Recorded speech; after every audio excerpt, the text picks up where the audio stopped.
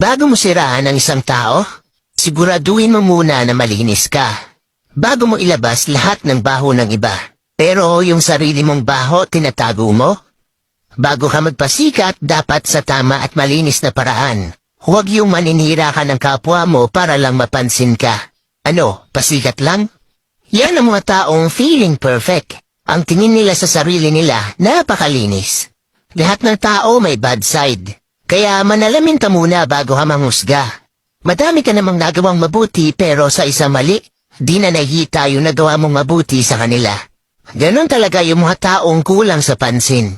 Kahit mali sa mata nyo at labag sa paniniwala nyo, wala pa rin kayong karapatan manghusga ng kahit sino. Hindi nyo alam kung ano ang pinagdaraanan sa buhay ng bawat tao.